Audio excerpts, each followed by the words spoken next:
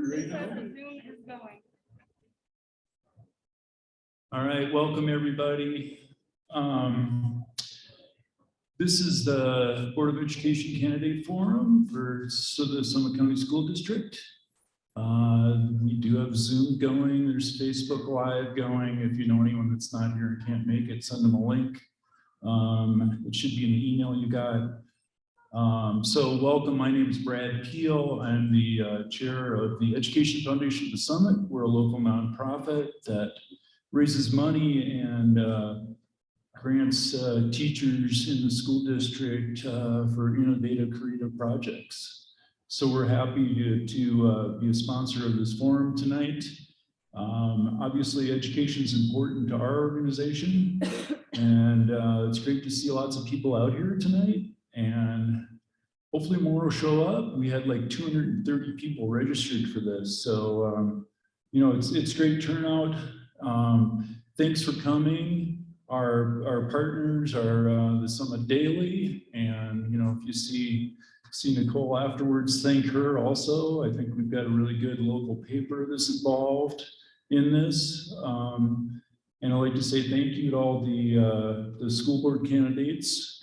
I did that one time, and it's not an easy job, and it takes some people with some civic involvement to volunteer to do that. So thank you guys for volunteering to do this. And with that, I think I'm going to go do my more important job, which is timing the speakers. And I'm going to introduce Nicole Miller, who's the editor of the Summit Daily. Nicole? Hey, everybody. Can you hear me over this one? Is there a button? Yeah. Here we go. No? I do think it's on. Okay, just took a second. All right, I'm Nicole Miller. I'm from the Summit Daily News, and thanks for coming to our election forum tonight. Journalists get really excited about election season. We always kind of joke that election day is our Super Bowl. So we're glad to see the people here tonight and participating in this process. And I'll just echo what Brad said, which is that I want to thank everybody who's here tonight running. It's really nice to see contested local elections. So here's just kind of the format for tonight. We're obviously going to get started with school board.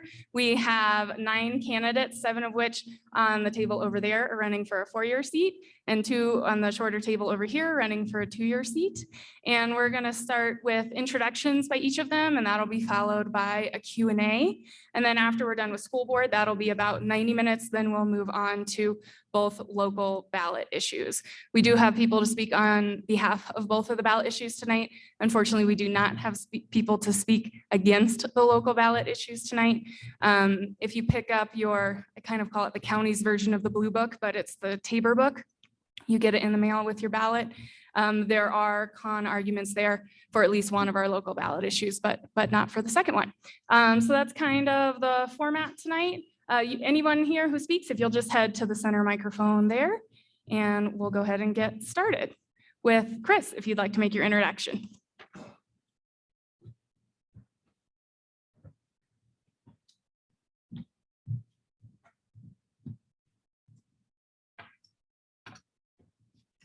Shall we just jump into things? Can everyone hear me okay? All right, great. Well, good evening to my fellow candidates here and to all of you tonight. I really appreciate you being here. Of course, my name is Chris Guarino. I first moved to Summit County about 19 years ago, and I'm now the very proud parent of a Frisco Elementary 2nd grader. Also proud to say that my wife serves the community as the early childhood registrar for the Summit School District, working and living the early childhood struggle that we have community-wide at Central Admin every day.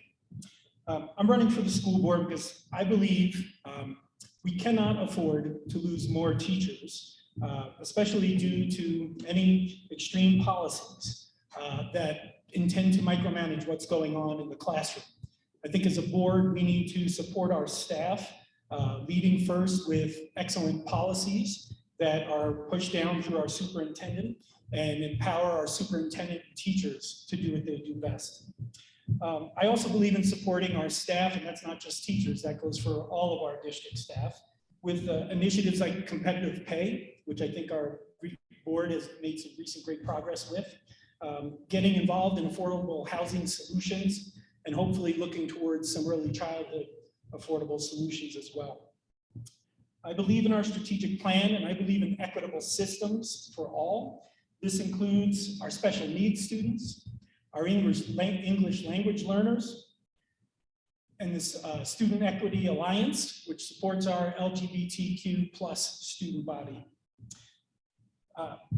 Nationwide, I've managed over $1 billion in construction project budgets, including Summit School District. And frequently, I lead my clients and my communities through navigating extremely complex and competing priorities. That is what we need to focus on here in our county. I believe bringing that skill set to the board will help us as we enter into the affordable housing development conversation, I hope, and future master planning efforts. I intend to regain trust with our community via active listening and transparent communication. Chris, your time's up. And I thank you all for being here tonight.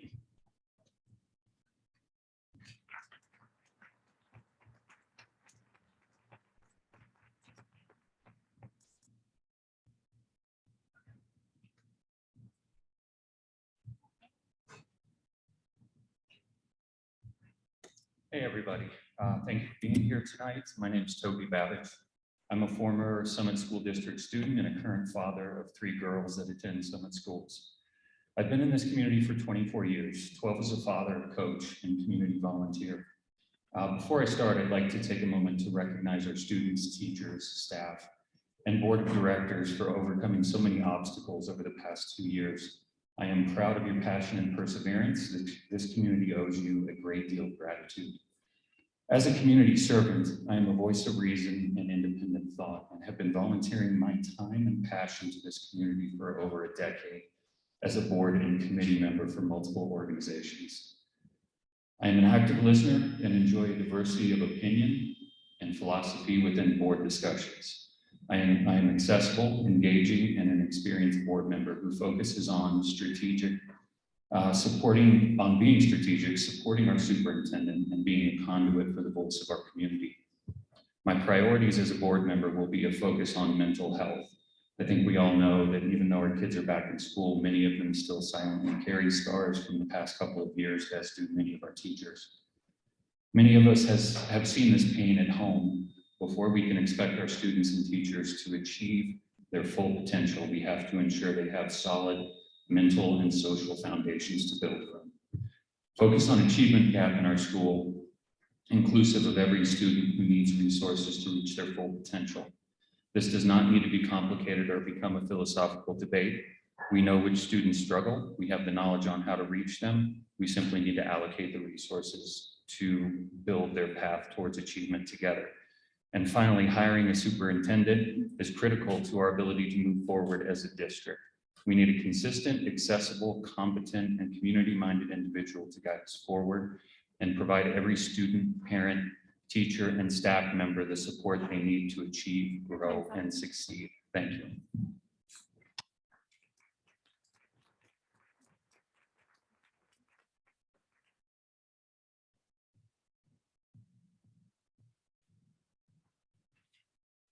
Hello, my name is Manuela Michaels, and I'm a candidate for the 4-year term for the board. I am with the 4 for the kids Slate. I'm happy to be here at this forum tonight. Thank you so much for your time. And I'd like to say thank you to Nicole and Summit Daily for organizing this event, and also Molly Spear. I came to the US in 2004 after graduating in architecture and urban planning in Brazil, and received my citizenship in 2008. And I went through the citizenship process by myself, figuring out each step. I'm really happy to live here in the Summit County since 2011 with my husband and 2 school-age girls. I understand the struggles of the English as a second language parents and students that live here. I have been through these struggles, and I know it's hard work to learn a second language, and you should be proud of it. It gives you more chances in life because not everyone is fluently bilingual in this world. I think a high quality education is very important to all kids, and all kids deserve to have a good education and tools for them to succeed. We are seeing that the focus of the district for the past 5 years is not academics. COVID and online learning loss helped us figure out there are falling CMAS test scores needs to be addressed. I also bring a management background to the table, working as an office manager in Minneapolis for many years. Thank you.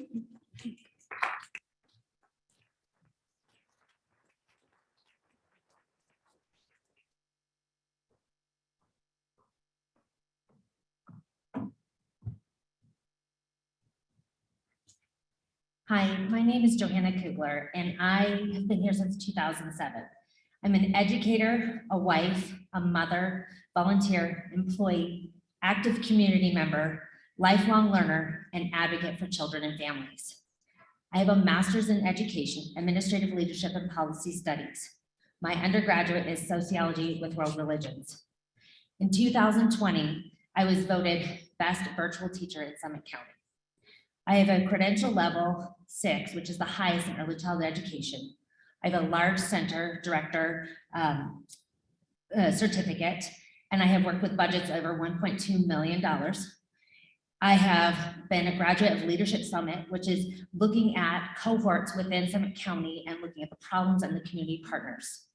I have volunteered internationally in the United States. I've been an AmeriCorps member. At the state level, I work as an It's About Kids rep, and I've been doing this for almost 12 years. That is looking at early childhood, K-12, and health. I have been at Dillon Valley with PTSA, serving both that community and my 3 children that attend there. I have now been on the Board of Education since July of 2021. I work with Dillon Community Church, serving at the food bank, and have been a Sunday school teacher there for over 6 years. I am on support staff for the Board of Education, the DAC committee, which is a district accountability committee, and working on housing. Why am I running? I have 3 priorities. I want to look at the whole child. I want to meet every child where they're at. A whole team, strong parent and school relationships. Every partner needs to be at that table, and a whole team, an active role within the community, and involve the community as partners with the school district. Thank you.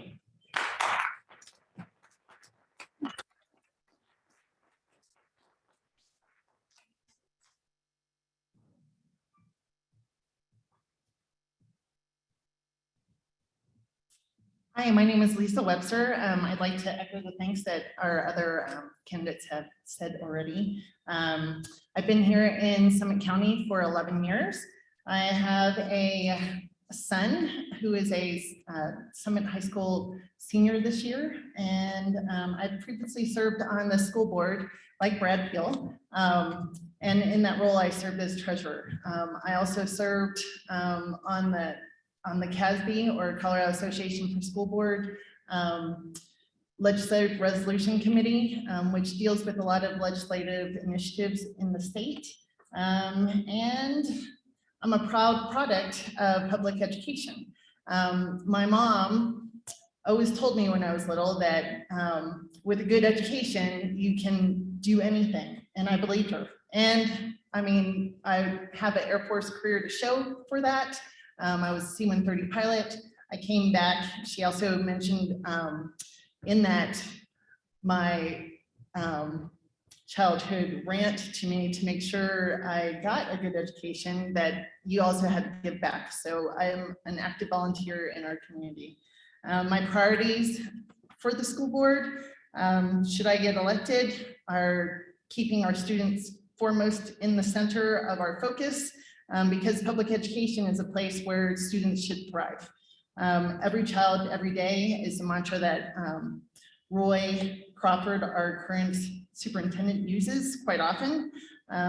Also focusing on staff, because without our staff, from teachers to our support staff, we cannot create that environments where children can thrive. And then working with our community, because you are an important part of public education. Thank you.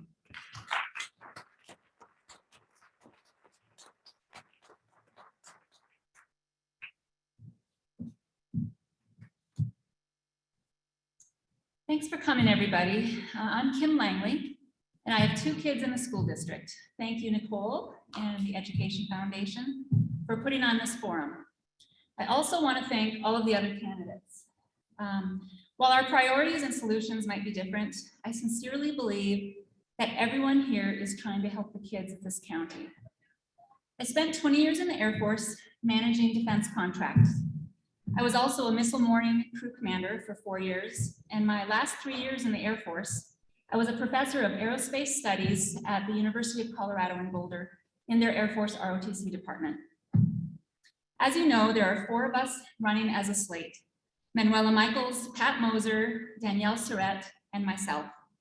And we all have the same priorities. Those priorities are academics, fiscal responsibility, teacher retention, transparency, and mental health. Choosing those priorities actually took us only about 10 minutes. From our own experience and talking to many parents, we thought that these were the 5 obvious concerns in Summit County. So in trying to keep it simple, we wrote down the 5 biggest concerns as our top priorities. This seems like common sense to us. Identify the problems in understandable words, then figure out how to solve them. We actually think this is the fundamental issue with how the board currently operates. They seem to spend an enormous amount of time researching and addressing things that I don't believe any parent actually would list as their top priorities. And the policies they are putting out actually make things hard for teachers. So this is how we'll address every problem. We'll identify and define the problem in simple terms. We'll work hard to come up with solutions that don't overburden teachers and actually help kids achieve. It's simply common sense, and to be honest with you, that's why I'm running. Thank you.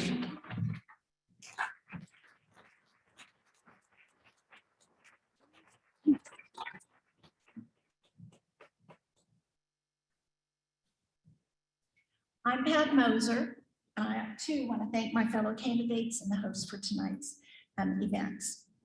As Kim mentioned, our focuses are academics first, and also because I was a teacher for many, many years, my heart is with the teachers, and I want to give them support and do whatever we need to do to set them up for success so they can do the same for their children. I have 35 years of experience in education, high school English teacher, principal of an academically award-winning middle school, staff development director, and 10 years on the faculty at the University of Texas at Dallas in their education department, and I have trained hundreds of young educators in research-based effective instructional strategies. So that's what I bring to the table. That's who I am, those are my priorities, and that's what I have to offer to the district. I would like to take a little bit of time. Kim mentioned the 4 of us who are running as a slate, and the question has come up a couple of times, why are you running as a slate? And I think that is a 100% legitimate question. So I want to take just a minute and answer it while I have a little bit of time left. I didn't even know these ladies 4 months ago. Call it serendipity, I don't know what else to call it. Kids sports, book clubs, somehow we came together, and as mothers that they are and grandmother that I am, we always talk about our kids in the schools. And we came to the conclusion, let's run for the school board. If not us, who? And if not now, when? And then it became apparent that we could be more effective instead of the 4 of us running separately, that we could share strategies, we could support each other, we could do research, and we could extend our outreach. There's nothing sinister, underhanded, political about it. It was just a numbers game.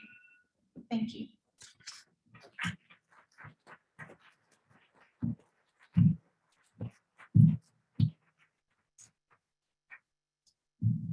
Hello, my name is Danielle Soray.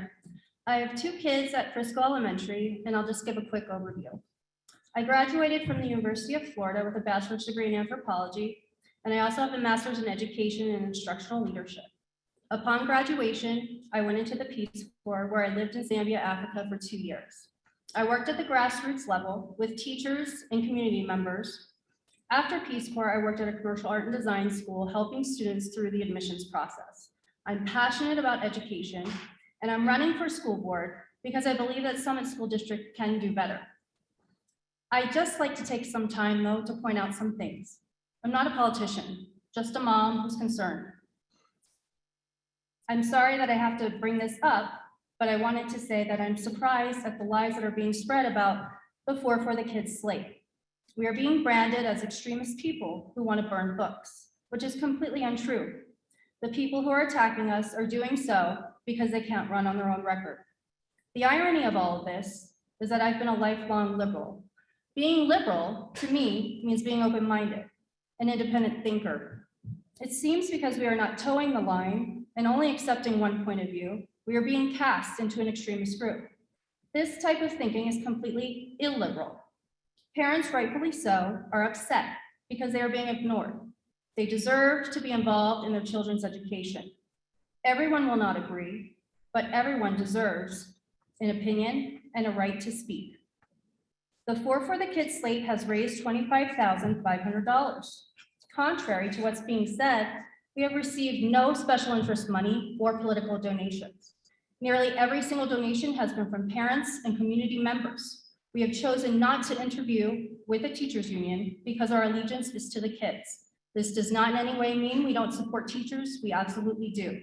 The fact that we've raised so much money should send a strong message that parents are unhappy. Thank you.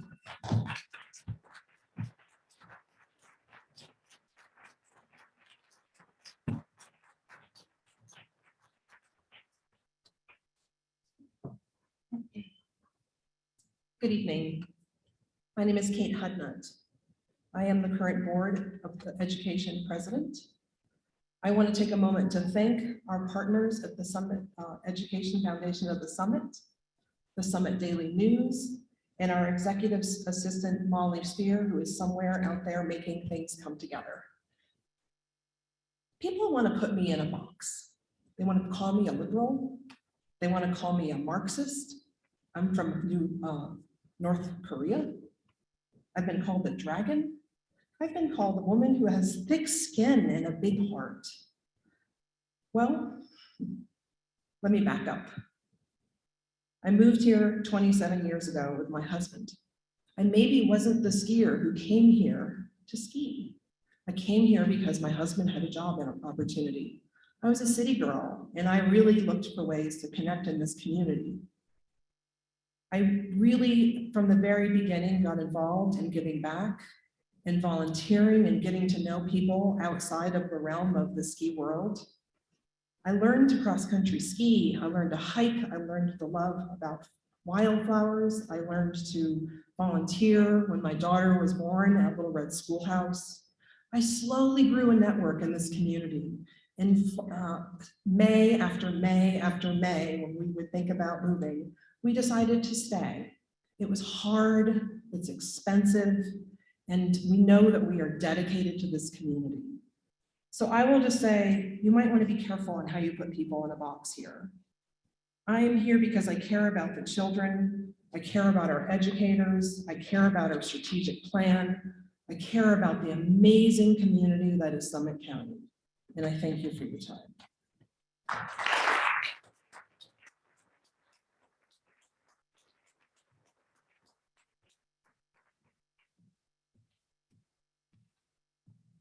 I just want to mention, Molly, if you're listening, you might have been in touch with already, but it sounds like Facebook Live isn't working. We can get that one up and running. That would be awesome. Okay, first question for the school board folks.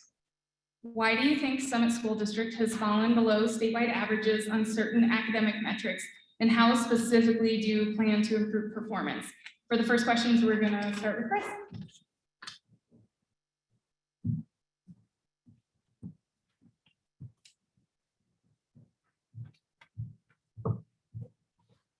Thank you for the question, Nicole.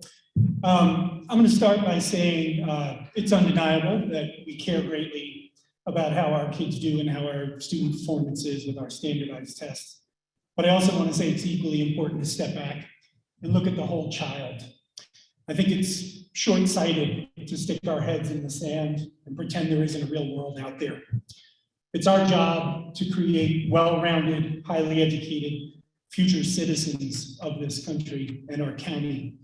And to ignore what's going on outside our doors, I think does a disservice to the students that we are in fact educating. I'm sure it's hard to define exactly why scores have been sliding here a little bit, but let's take into account everything that's going on. Think about the housing market. Think about potential housing instability. Think about social and emotional well-being and the pressures that are on our kids and our parents every day here in the county. I don't have the perfect answer as to why we're in the predicament, I'll say, that we're in, but I know that by working with our teachers and not against them, we can foster an environment where our students thrive and become personally and academically successful. And I also recognize that as a board, we have one employee, and that's the superintendent of schools. That's it. That is the only person that reports to the Board of Ed. So we need to empower our superintendent, support our superintendent, and enact policies that enable our superintendent and our educators to continue to do whatever they can to improve inside the classroom. And we need to learn together to define exactly what kind of policies will most benefit what goes on in those classrooms. Thank you very much.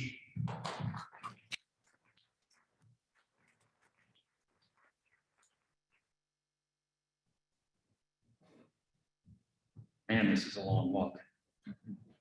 I think we all understand the test scores are down, and I think to make assumptions about why they're down would not really address what the problem is. What I found in looking through some of the documents on the school district websites, we actually have data from a listening session project that occurred this last spring that would perhaps inform us on how we can address the challenges we have academically and also the challenges that we have with our students' social emotional well-being. What I read in that document, and a lot of these answers come directly from it, is that parents want more pathways to voice their opinions and build deeper partnerships with the district. I think there's a bit of a disconnect, probably a lot of it due to COVID, but building over time between the parents and the teachers as it pertains to the students. Additional communication pathways that allow for dialogue, question and answer, and focused personal time, I think would be well received to bridge those communication barriers. Additional in-person virtual learning sessions should be implemented, probably at least on a yearly basis, if not more, so we can continue our community dialogue. Students want more expansive educational experience that provides social emotional support and opportunities to explore different career paths. Pathways for students who want to work in the trades to graduate job ready would be valuable for Summit School District. We should also focus on social emotional learning, enabling them to be more effective humans. And educators want to be invested in by being offered focused professional development opportunities so they can do their best work. They also want a clear direction and commitment from our admin so they can understand what is required of them. Let's address the test scores, obviously, but also let's address the individual needs of our students, teachers, and parents to create a more collaborative and successful environment for everyone. Thanks.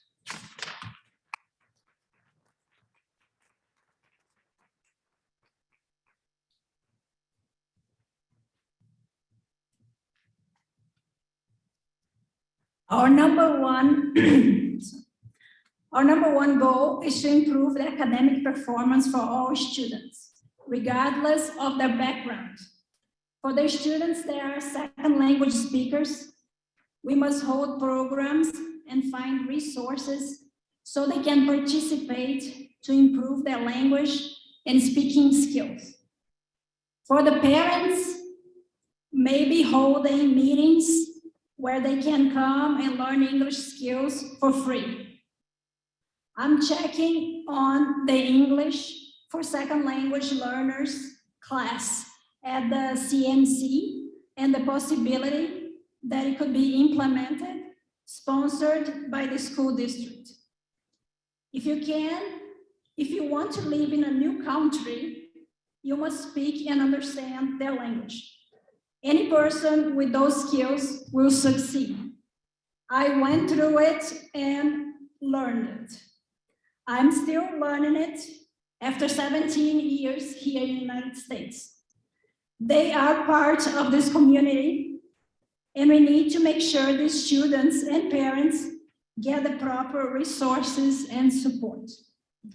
Also, making sure all students are ready to learn every day they go to school, making sure our students feel welcome. Knocking on doors, we met many parents with kids that have dyslexia, and we also need to make sure those kids are supported by some sort of program or teacher at school. Thank you.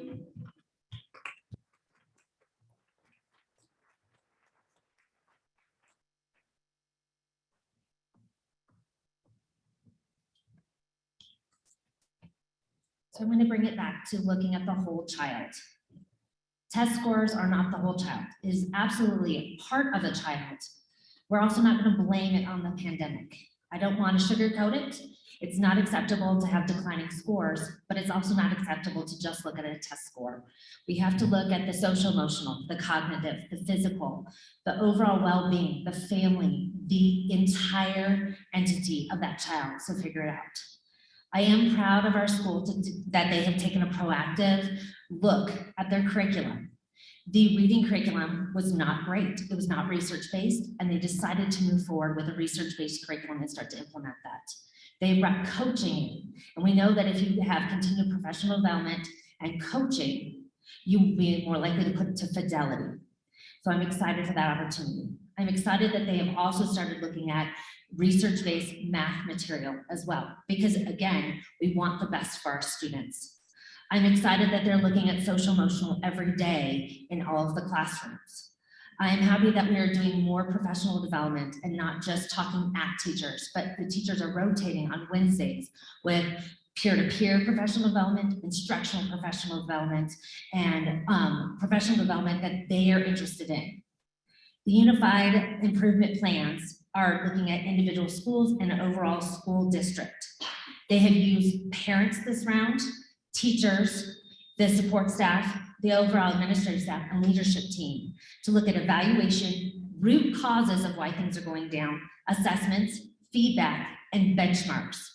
I'm excited to be a part of this, to continuously look at feedback every single month to find out are things working, and also to say, if not, what else can we do? And the biggest part is giving the tools, the resources, and the materials that every child needs, whether they're gifted, behind, or right on target.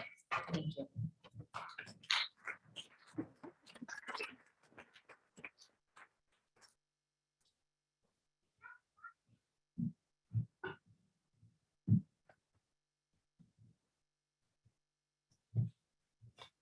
Why do I think that our school district has fallen below standards? One possible reason, aside from COVID, is our demography has changed over the past 10 years. If you look at census data, if you look at the state demographer data, you'll see that our non-Caucasian population has increased by 1 percentage point every year, aside from a bigger jump between 2009-10 and 2010-11. And that also corresponds with our at-risk students, which includes our free and reduced lunch students, our English language learner students, our students in poverty. If you look at test scores and you break out and disaggregate, it shows that our at-risk students have an inverse relationship to our non-at-risk students, meaning that most of our at-risk students lie in that space where they don't meet standards, whereas our non-at-risk students more fall into the other side where it's more positive. Has COVID made it worse? Possibly. I guess we'll have time to see that. But what are we doing about that? Our superintendent, Roy Crawford, has been leading our teams, including the DACS, which is the District Accountability Committee, which includes community members, teachers, district leaders, to look at carefully what our goals are to make this wrong right, to looking at the assessment and data team to make sure that we're doing the feedback loops the way we should, and then also applying the strategic plan as required. Thank you.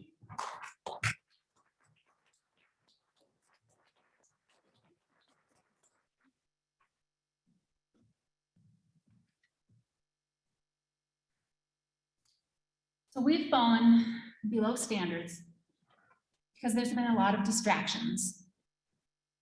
There's been a new superintendent every year for the last 3 years. There's been lawsuits and a lot of divisiveness.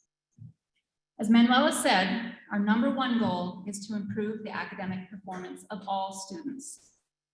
With math and reading literacy continuing to decline, we must focus on teaching academic skills, not belief systems. In other words, we intend to get back to the basics. We would encourage a learning environment in which students are taught how to think, not what to think. I've met with teachers, principals, academics officers, and the superintendent to try to learn what the problems are with our academic achievement scores. We would work with Superintendent Crawford on his Every Child team and ensure the district is working on an achievable plan specifically for COVID learning loss and how to improve the standardized test scores. We would eliminate all political activism in the classroom to reduce distractions and teach to a school's core competencies, reading, writing, and arithmetic. I would find out what barriers teachers have. Are they being supported by the central office? What else is taking up their time and energy? We will hold teachers and administrators accountable for performance.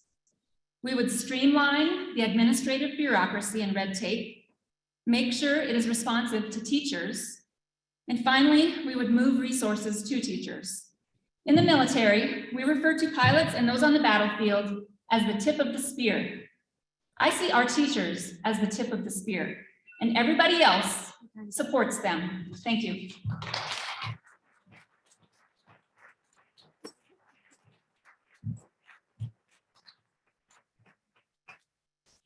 Parents send their children to our schools for us to educate them. And when we don't do that, or when we don't have evidence that we've done that, how disappointing. A teacher told us the other day, I so badly want to be proud of our scores, and I'm not. And that, I have to tell you, that just absolutely broke my heart because I've been there. Yes, our scores have dropped below the Colorado average.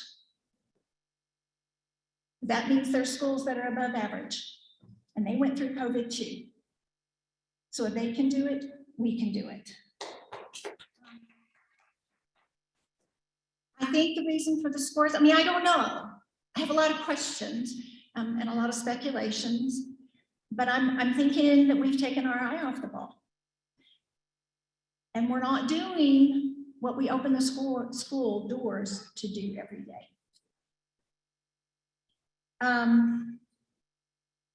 I do agree with Chris that we need to work with the teachers, but what exactly does that mean? Here's the question that comes to my mind. Are we setting our teachers up for success? Are we putting too much on their plate? Are we holding their instructional time sacred? Or are we continually interrupting their instructional time with assemblies, with announcements, with the phone ringing in the classroom? All these distractions take our eye off the ball. And I think we need to hold our instructional time sacred. We need to stop putting stuff on the teachers' plates so they can teach and then hold them accountable. It's hard to hold them accountable when we've not held set them up for success. Saying that our demography has changed, our housing has changed, I'm going to be lovingly honest with you, that sounds like excuse making to me. Those may be true, our demography has changed, we need to deal with it.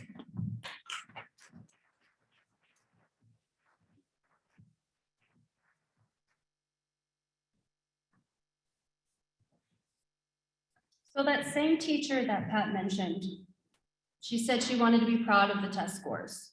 She said she wants to be proud of the district. And I want people who plan to move here to look at our schools and feel good about sending their children here. The district has been unfocused on academics. So first and foremost, we need to turn our attention back to academics. This is not the only reason for the test scores, but it's part of it.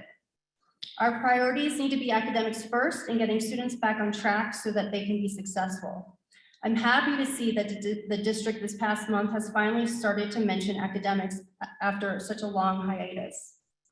What I want to do, and what we are already currently doing, is reach out to teachers in person and see what they need to improve their test scores. We found out a lot of really valuable information just by talking to them. This needs to be a concise, multi-step process, no long-term study or evaluation needed. We need to find the problems and address them with a sense of urgency. I want to reach out to highly performing schools and school districts and learn specific strategies for academic growth. How and why are they performing so well? What are they doing that we're not doing? We need to adjust accordingly and be honest about where we're failing. I would also tighten up accountability. I've heard that teachers are not being monitored in the classroom as often as they should. This is absolutely important to success. Teachers need feedback. If no one's evaluating the teaching process, then they don't know what to improve upon.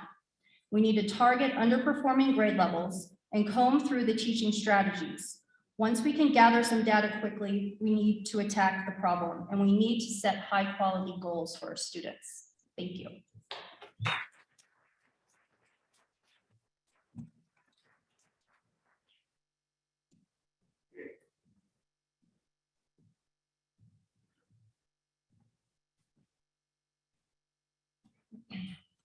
Thank you. First of all, I think we all need to take some time to do our homework. A simple Google search will show you that falling test scores is part of an extremist national movement that is trying to defund our public schools. It is a strategy. It is a strategy to divert our limited funds to vouchers.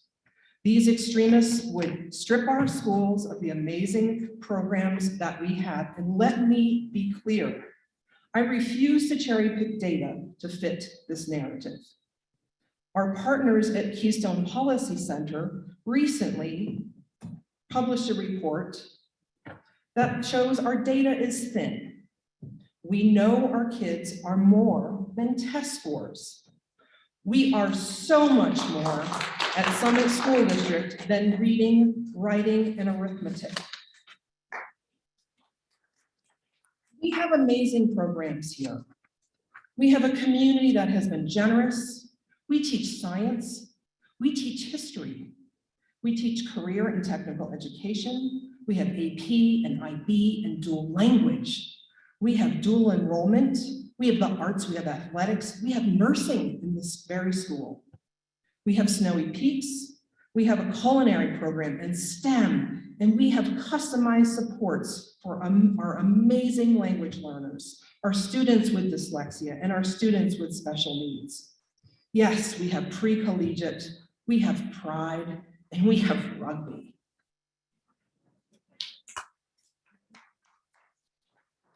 With that said, we have recently invested in a new K-5 literacy curriculum. Our teachers are using it now. There is a lot of professional development time and money that is being invested in this new program. Thank you.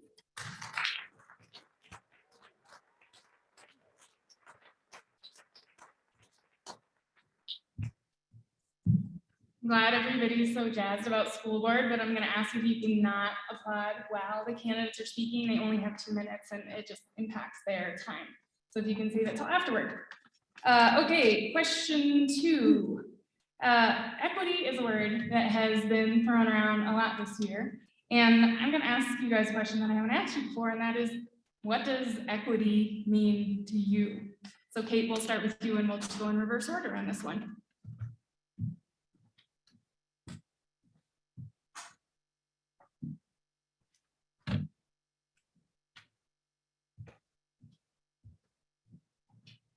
Thank you for the question. What does equity mean to me? We spent a lot of time this year studying and preparing and engaging our community. We had listening groups.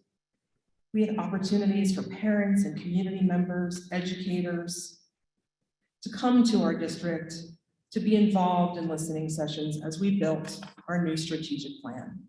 If you're not familiar with this document, I would recommend you spend some time with it. Focus area number 2 is equity-seeking systems. Let me be clear. I am not part of a national narrative that is looking to weaponize some sort of a CRT. It's not in our schools. It's not even a thing.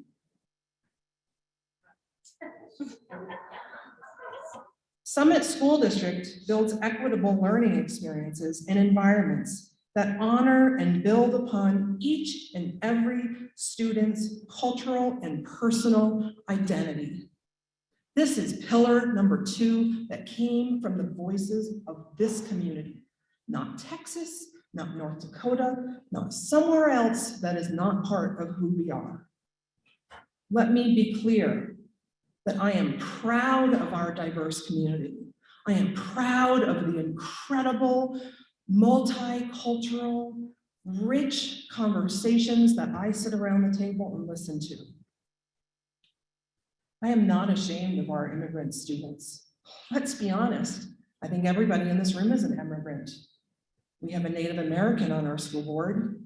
She may be the only exception.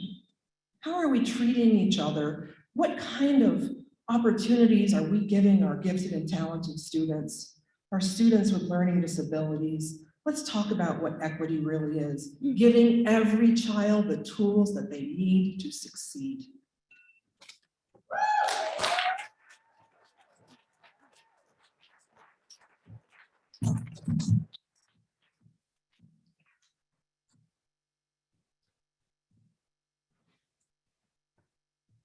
So I think it depends on your definition of equity. If it's helping every student achieve their true potential, then I'm completely on board with that. But if it's separating kids into groups, labeling them, placing blame due to race or lowering standards, then I am not for that. Because that does not help anyone and it only hurts the children and the relationships with their classmates. In the current equity policy, it's stated that white students are overrepresented in gifted and AP classes, and that is the direct result of systemic racism. I don't agree with this. Students of all colors come from very diverse backgrounds, and there are numerous reasons why someone is not succeeding.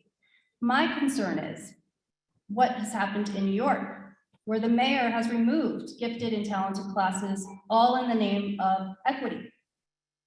I do not believe student standards should be brought down for the sake of everyone being on level playing field. We should have high level of expectations for every student, and we should be raising them up. Having a blanketed statement like this in the equity policy does a disservice to the students and doesn't help to understand what the actual individual barriers are. My goal would be to find them. What are the true barriers and how do we overcome them? And I just have to comment on what Kate said when she said that CRT was not a real thing. You know, I didn't want to go here, but I will just say that I had a teacher who works in the high school directly said to me, we are incorporating CRT into everything that we do. So even if you don't call it CRT, it's still there. Thank you.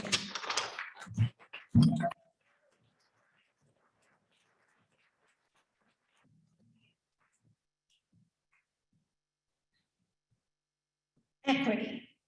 I do agree that it's how you define it. I happen to have the policy with me, so let me go to the glossary and define equity as it is in the equity policy. It says equity is about serving all children as the individuals that they are. Yay, 100%, I agree with that. And yet, the entire rest of the policy is dividing the kids into groups, talking about this group, this race, that ethnicity, transients, socioeconomic groups.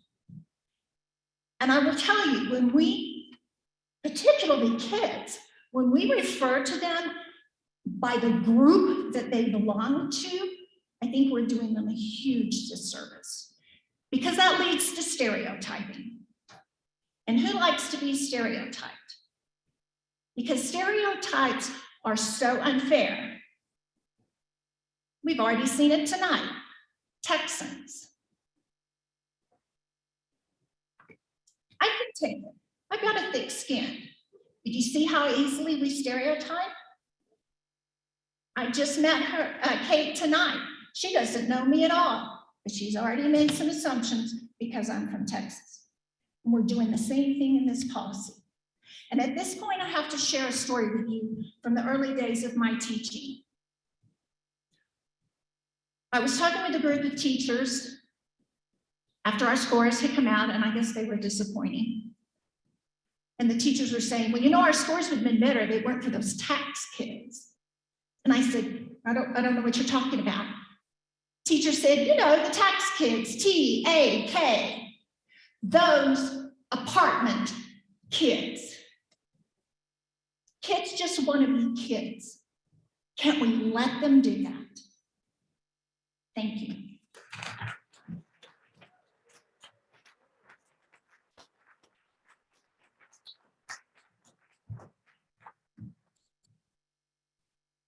To me, equity is simply fairness of opportunity for all. The equity policy as written is a bit lazy because it only blames the challenges with minority achievement on systemic racism, which, as defined by the equity policy, is a system of advantage based on race and supported by institutions, policies, and practices that create outcomes for different racial groups.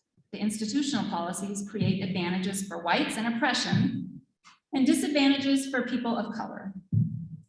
There is so much more to it than this, but it takes hard work, time, and dedication to reach out to our parents and community to figure out exactly what is going on. We know we have an academic challenge with our high number of ESL students in the district. You would expect this, and this is why we need real solutions.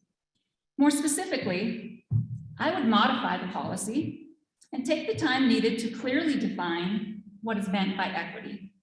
Eliminate the divisive language, identify the real issues the minority community is facing, and provide resources and an implementation plan to lift these valuable members of Summit County. We've also found that there are other serious equity issues that need to be addressed.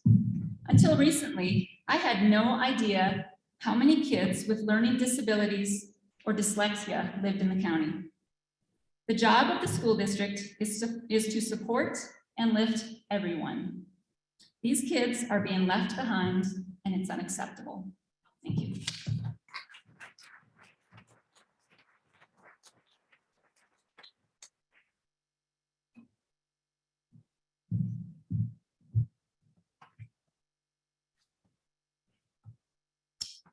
Every child, every day. You've heard me say this before, but it's something Roy Crawford, our superintendent, says. Every child, every day. That's what equity is. Making sure every child has what they need every day. And our strategic plan formalizes this. Our policy formalizes this. It hits at our basic needs level all the way up to our social emotional level. To make sure we create the environment that every child, every day needs. Equity isn't a new concept. I feel like sometimes in the news they say it's new, but it's been around for a long time. It's been around at the federal level. It's been around at the state level. We've had our work at it, and we still need work at it. We at the local level, we've created a pre-collegiate program with mentors in our local community to help our first generation students go to college or have a secondary education of some sort. We've created cultural proficiency training, concurrent classes, as Kate mentioned before, with our local community college, which gives us free credit. So our students have a leg up when they get out in the real world. We have MTSS, which is the multi-tiered system of supports, which that is a feedback loop to make sure our kids get the help that they need, the support that they need to make it to graduation day and beyond.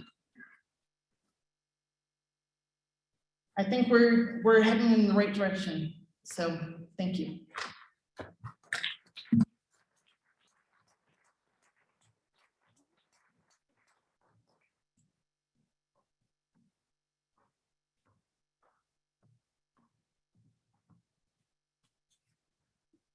What does equity mean? I've been asked that question a lot, particularly when I was first teaching teachers.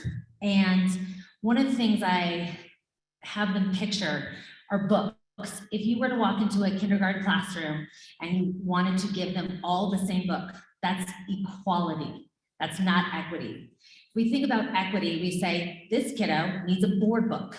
They are not there yet. This kiddo needs a chapter book because they're already reading at this level. This kiddo needs a tutor for dyslexia. This kiddo over here does not even need books in this language. They need it in Polish. That is equity, looking at the individual child, giving them the tools, the resources, and the opportunities to reach their fullest potential.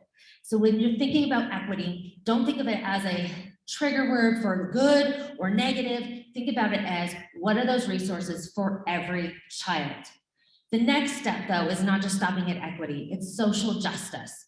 And that's acknowledging the individual child and that whole child's atmosphere, their environment, what they need and what resources are all around them and what affects them and how they're involved in their world and how we can be a part of that. So I would say that actually when you raise the bar for one child, you can raise the bar for all children because sometimes we can't give supports to every child at every moment. And I'll give one more example.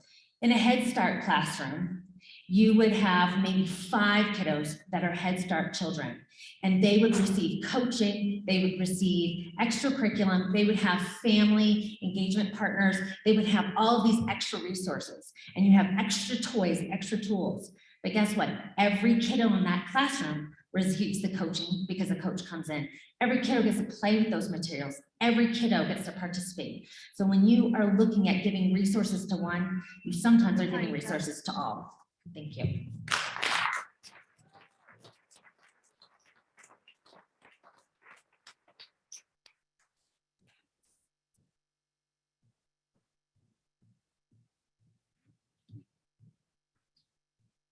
I think equity is in itself a very confusing word. There's no two people with the same definition of equity. I am for equity if it is providing all students with the tools they need to succeed in the classroom, academically and social-emotionally. I am not for equity if it's said, like the Summit School District's definition is, that all white students are racist and oppressors, while the others are oppressed and discriminated against. I think our kids have a great environment to grow here in Summit County, and they are lucky to live in such a beautiful place. Therefore, I think the policy needs to be rewritten so parents and the community can understand clearly what the school means by equity. Thank you.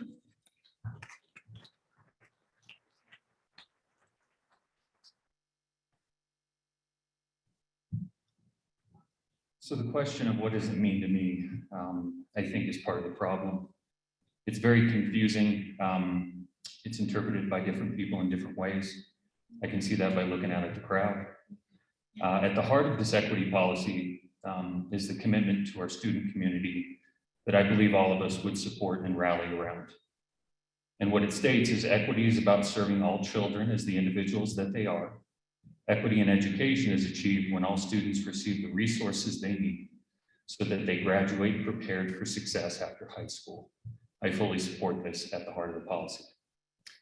However, there are ideas and themes in the policy that are considered divisive and objectionable by many in our community, which detract from the core of the policy and create a debate among the community that distracts from what the focus should be, which is on our kids' success. The strategic plan survey data indicates that academic and personal success for every student should be our main area of focus. Family and community partnerships follows closely behind. Equity-seeking systems was the lowest priority within the survey responses of our community. This is not what I want. It's not what the district wants. It's what our community wants, and we need to listen. In my discussion with many of the candidates or listening in on their interviews, I hear this is not about taking from one to give to another, nor about equal outcomes, nor about pitting groups against one another. However, the district has done a fairly poor job in communicating the desired impacts of this plan, and unsurprisingly, many parents have become concerned. I think it would be helpful if our community, if we reimagine this policy with a focus on our unique community and local needs, rather than as a reflection of a national dialogue. Giving every student what they need to succeed is the point, and I just have to say this as a parent, to be clear. I understand this is emotional debate, and there's two sides to it.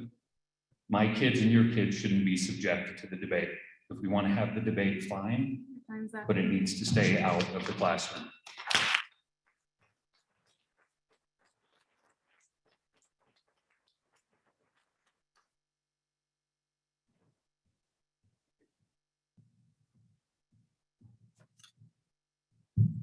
So what is equity? Recently, equity is a term that is indeed being weaponized as a national strategy. We've heard it from a few candidates here today. It simply means meet each student where they are, as one of my fellow candidates has said in conversations with me. Equity and equitable systems is not like pie. If we give someone a piece, that does not leave less for you.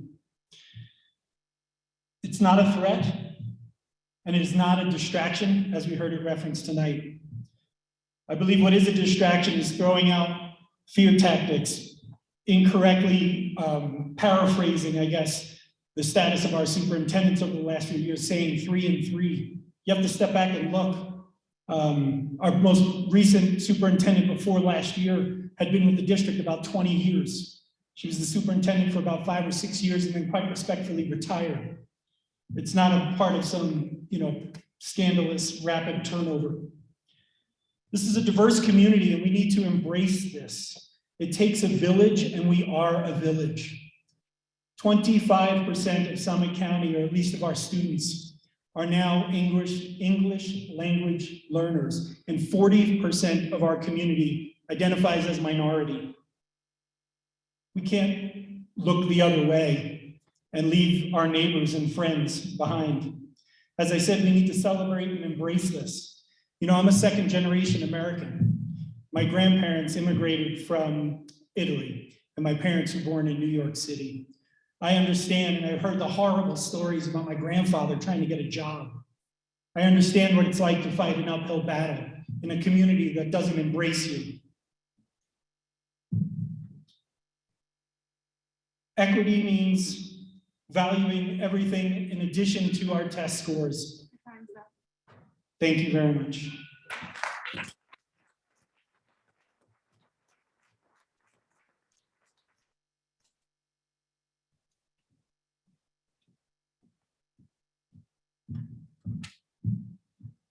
So our third question for the evening, and we're going to start with Manuela and this way and look around this time.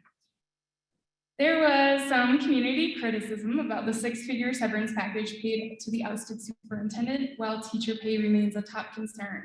About 90% of the board adopted budget goes to salary and benefits. What are your priorities for the remaining 10%?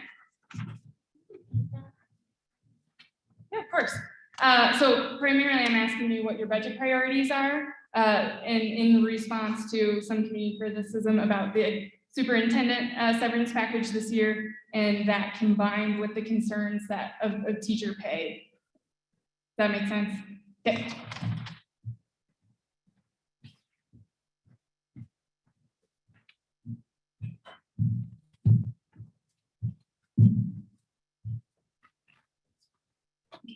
The Summit School District budget, let's talk about the budget, right? The budget has been used very controversially, especially in the last 2 years.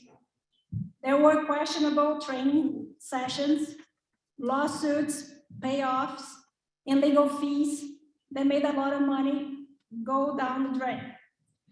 And this is your money and my money from all taxpayers in the county. For example, the district had to pay the last superintendent $100,000 to cut his contract short so he wouldn't sue the district.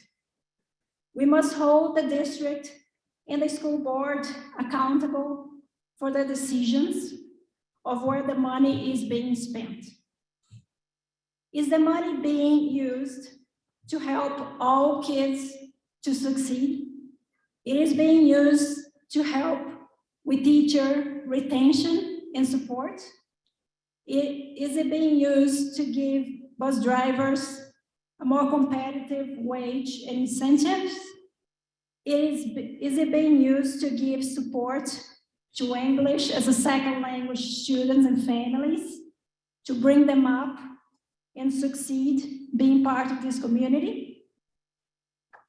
We have to make sure the Summit School budget is used efficiently and make sure it's being used in priority areas directly related to academic improvement and helping all kids to succeed. Thank you.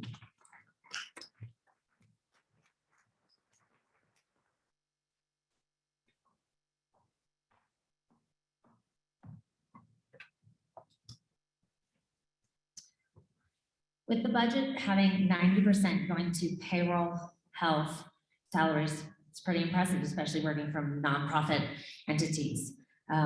I would say, and I'd like to address the fact that we had a superintendent that left and we had a search firm.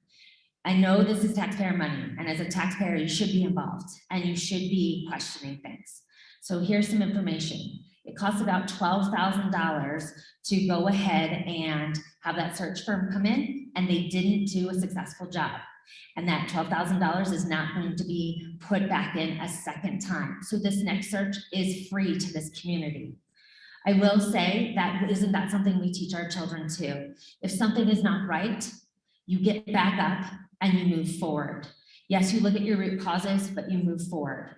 As far as salaries go, I am glad that we look at the salary surveys and we did increase the teacher salaries. I'm glad that we increased the bus drivers.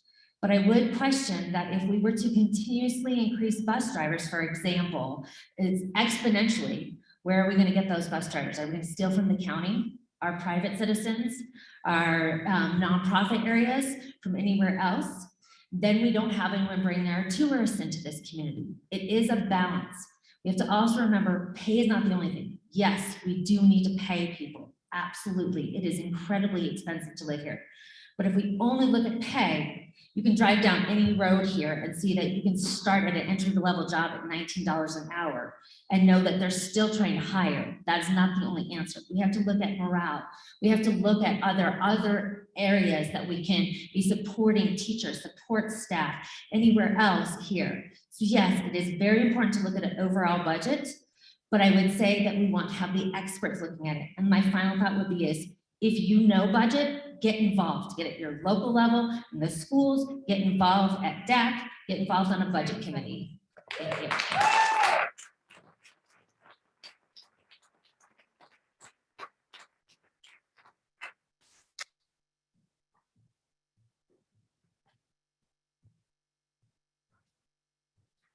The Board of Ed is responsible for the budget. I just want to back up a little bit to talk about where we get our budget from. So we get our budget from property taxes, from our local property owners. That is part of the funding formula. Anything that we don't fund is backfilled by the state. The state's funding school finance formula is dated at 1994. That is a very long time ago. That was a very different Colorado. As was mentioned before, I talked about demography. Well, with demography changes in our minorities comes more need for our students, especially with our at-risk students. And that doesn't mean that our minorities are at risk. It just means that those folks tend to fall into our at-risk categories. If we look at the school finance formula and Amendment 23 that was passed by the voters, that said that school finance will increase by inflation every year, there was a loophole that was found and the negative factor or the budget stabilization factor was born. Since then, our schools have lost, we have an IOU about $9 billion in Colorado that is supposed to go to public education. We need to fix that at the state level so our local budgets can be more whole, because every time the state takes back money, that takes money out of our pockets here in Summit County. Thank you.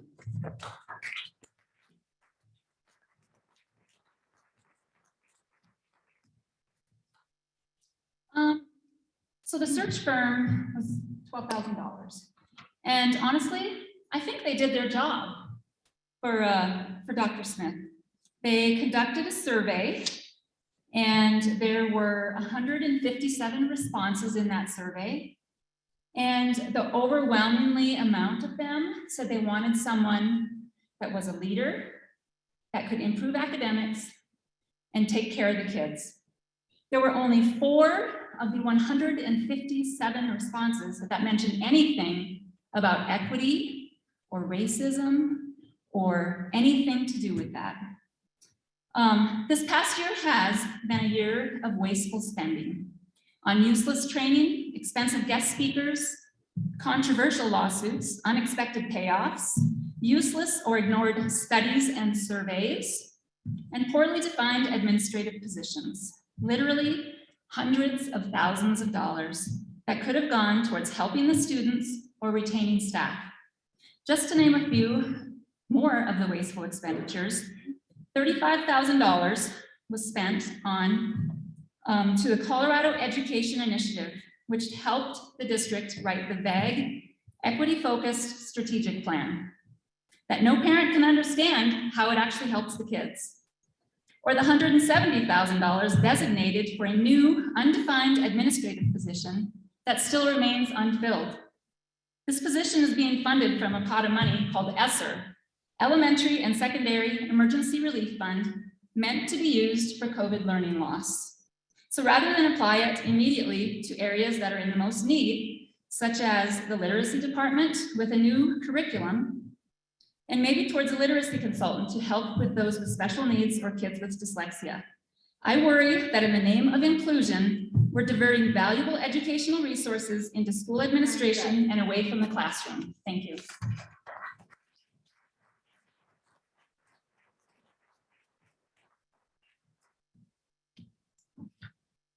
We all have to budget, and so does the school district.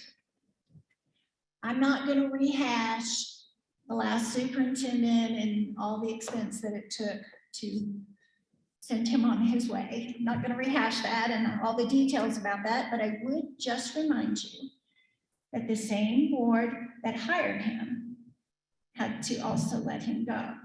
So they're the ones who hired him. And they want your vote again. And I just want you to just think about that.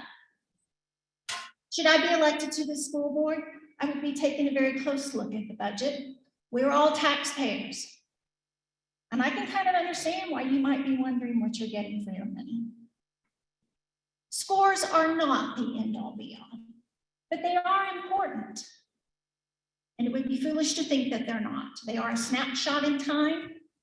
and they are not at all nearly where they need to be. Am I all about scores? No, I am about the whole child. But again, the parents send their children to our schools for us to educate them. So we need to be doing that. So in looking at the budget, I would want to go line by line, and that's a lot of lines, let me tell you. And I want to know, how does this expenditure help the kids? And if I can't get an answer to that, I'm going to be asking some questions. Because the budget needs to either go to teachers and help them help the kids, or go directly to the kids. Everything should be focused on the kids. Everything, because that's where we open our doors every day.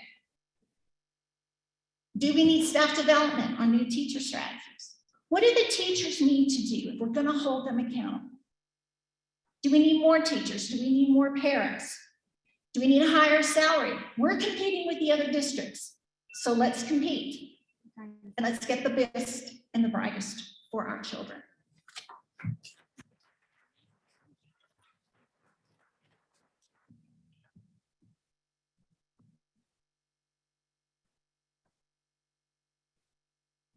I don't really have a whole lot different to say. Pat, Manuela, and Kim have all said exactly how I feel. I definitely want to dig in. I want to see where we're wasting money. Where is all the money going? I know that we could reallocate it better. I'm also curious about the COVID money, the extra money that we've gotten, and where that's being applied.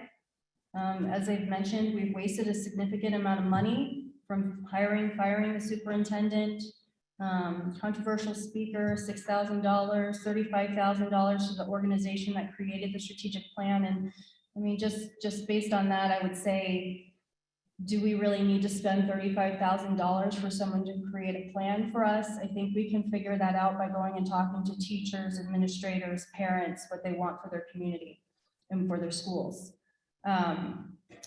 Also, the lawsuits that are pending, that have already been mentioned. I just think that there's definitely wasteful spending. We need to find out where it is. We need to comb through it, and we need to get back on track for the things that are important.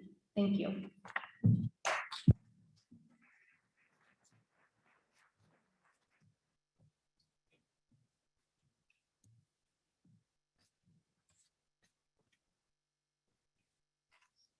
Thank you again for all of your responses.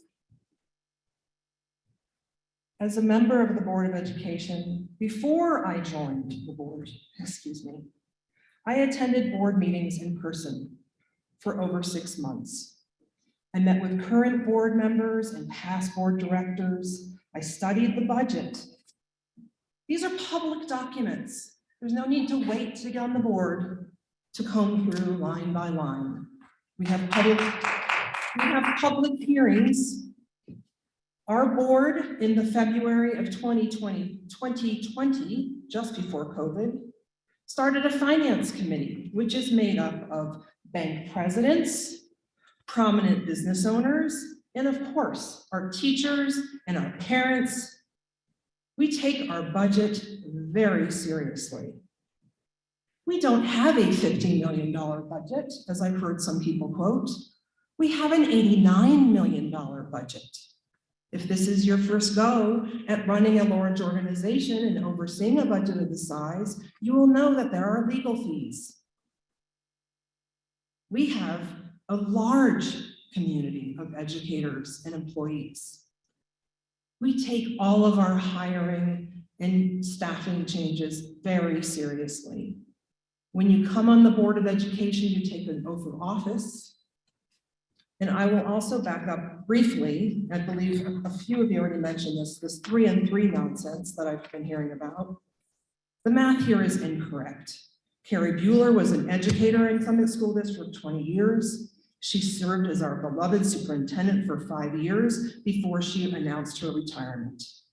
It is best practice in our district to bring our superintendents on for 1 year to see how it's going and then move into a 3-year contract. Thank you.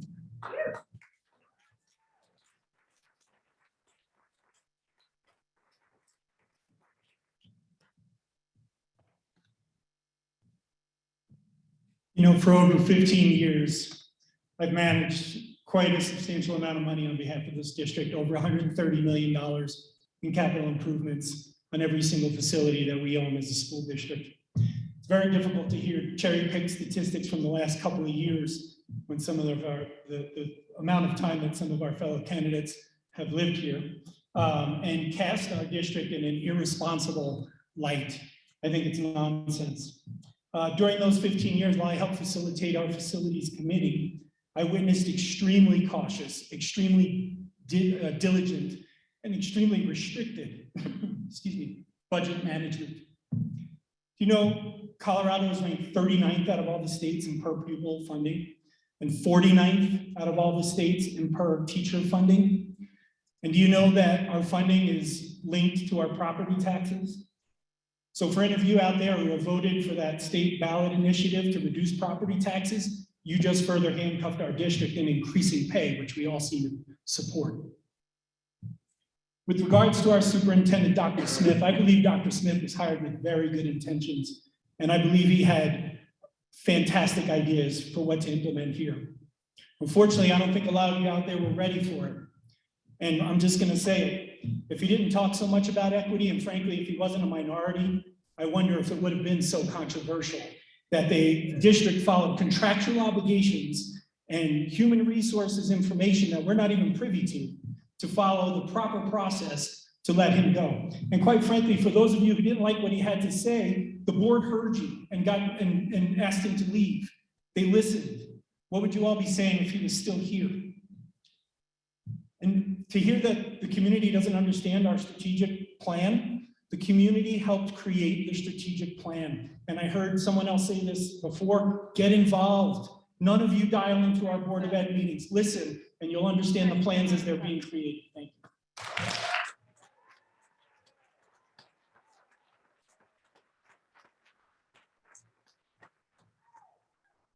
So the original question was essentially about budget priorities. I'm gonna try to focus in on that.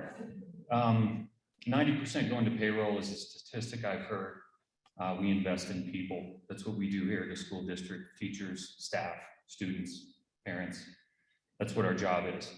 I spoke with Kate not too long ago. I just turned over the presidency of an international trade organization with a multi-million-dollar budget, and we had parallel difficulties. We had to hire a new executive director in the middle of the pandemic. She didn't work out very well.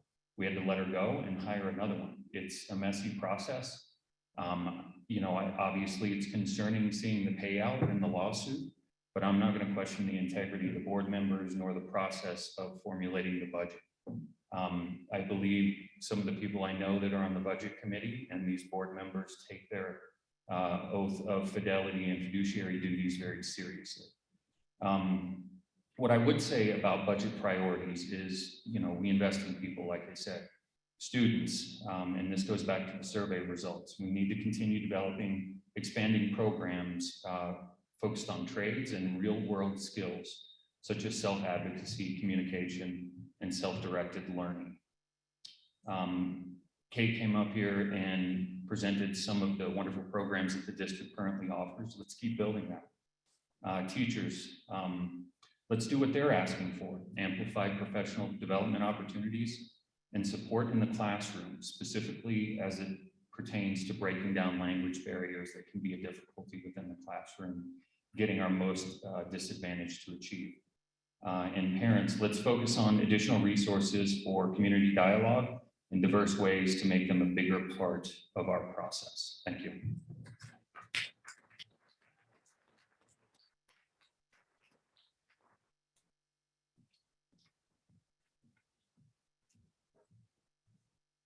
This is our final school board question for tonight, and Toby will start with you and then go in reverse order again. So across the country, more parents are tuning into school board meetings than ever before, citing concerns about transparency. How will you be accountable to the community?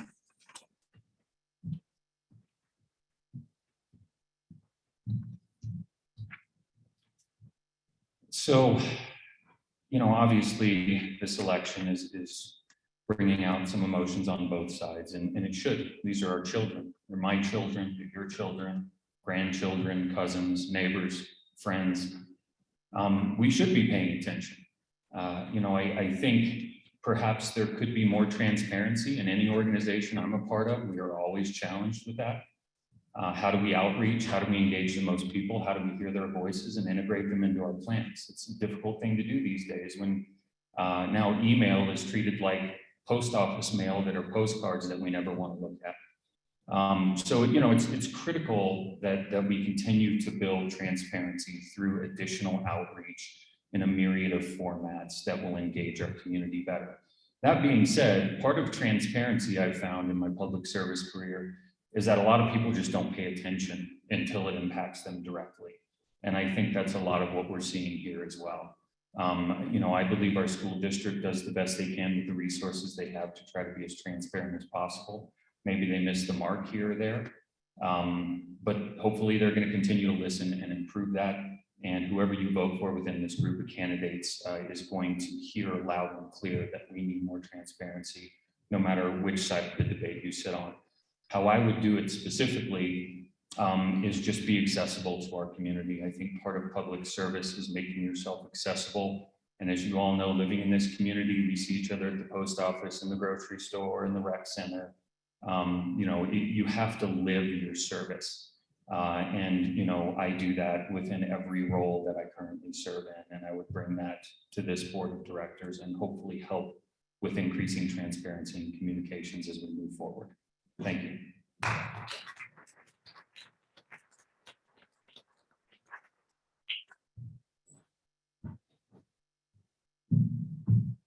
Nicole, before I start, may I ask you to repeat the question? I just want to have the full context. Yeah, of course. Across the country, more parents are tuning into school board meetings than ever before, citing concerns about transparency. How will you be accountable to the community? Thank you. So my first priority, and if you've received any of my literature, my first priority is build trust by being an active listener and a transparent, proactive communicator. So I absolutely value the very notion of transparency. Even in my personal life, I'm sorry, I don't tell lies. I can't remember what I said, and I don't want to have to try to keep track of it all. You have to be transparent. As a board here, we're not running for the role of superintendent, we're running for the role of Board of Education. And it is our duty not to represent our own beliefs, but it is to represent all of you, even if we disagree with each other. If I am so fortunate to represent all of you, I absolutely vow and commit to transparent communication. So even if I'm voting for or supporting something you don't like, you're going to understand why I have that feeling. I touched on this as I was wrapping up my last question, but there are an unbelievable amount of ways to get involved. I'm sorry, but a lot of my own friends and neighbors, we don't tune in. We're not paying attention. And then we hear something we don't like the school district does, and we say, you're not being transparent. You're distracted. You're not focusing on education. Every school in our district has a school accountability committee that we frequently struggle to get enough people involved so that it's a really effective and robust process. And likewise, the district has a district accountability committee. Any single one of you and any single one of us can serve on these groups. You could be involved and be a part of what's going on transparently as it's happening, rather than just waiting to the end and making judgment based on whether you like it or not. So yes, transparency is critical. We need it at every level of our administration, including our board. And with me, you'll absolutely have it.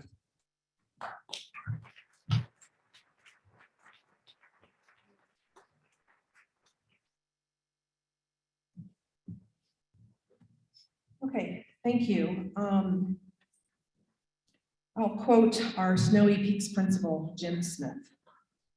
Who believes in relationships first?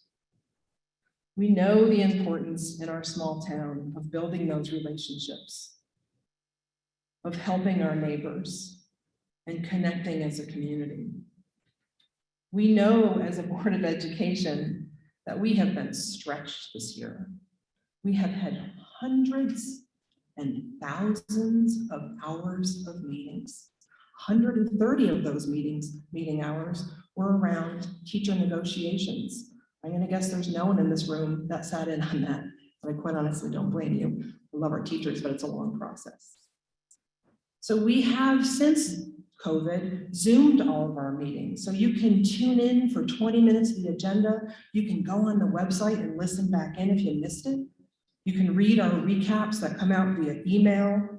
You can read emails in social media. We've now also done some recap videos. We have a wonderful communications department that does their absolute best to communicate all of the pieces of our very complicated puzzle. I also want to take a moment to touch on the fact that we are not a board of 4. We are a board of 7. We work together. We act as by policy under vote. You have to have 4 votes to pass something, but as soon as something passed, we all sweep in behind and support it. So I just think it's very important for us to understand our role as a team. We hire the superintendent, our 1 employee, and with that, we are a team of 8. And then with all of our employees, we're a team of the better part of 600. So I thank you all for coming this evening, and I appreciate your time.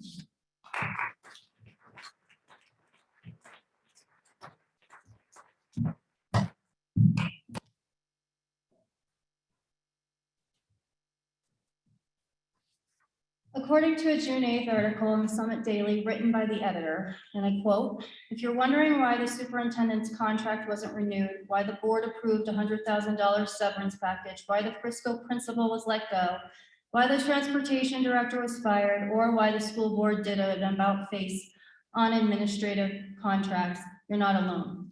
We can request public documents, but when tight-lipped school board members offer no insight, readers are often left with more questions than answers. I feel like everything comes down to communication. When things are hidden, people start to feel anxious and concerned. The school board should be completely transparent in how it operates. I do not feel that the current school board has done a good job of this. We received text messages for some events and updates, but not others. Like, for example, this forum. We didn't receive anything as parents, no text messages, no emails about this going on. A lot of parents are concerned about the curriculum and what is being taught.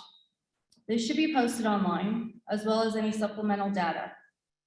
The curriculum should also be posted in a way that parents understand what the state standards are and how the curriculum achieves those standards.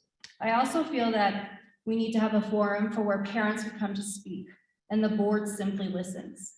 The short time limit given for public comment at board meetings does not give enough time for parents to address their concerns. This doesn't mean that we have to do this at every board meeting, but perhaps something quarterly. They deserve a voice and a say in their children's education, and the board should want to hear from them. Parents and teachers have stated that they're frustrated because no one values their opinions. They feel decisions are just being made without their involvement. People need to feel like they're part of the conversation, that their opinion matters. And I will just say in closing that I don't think anybody up here is a bad person. I think we all mean well, and I think we all want the same thing. Thank you.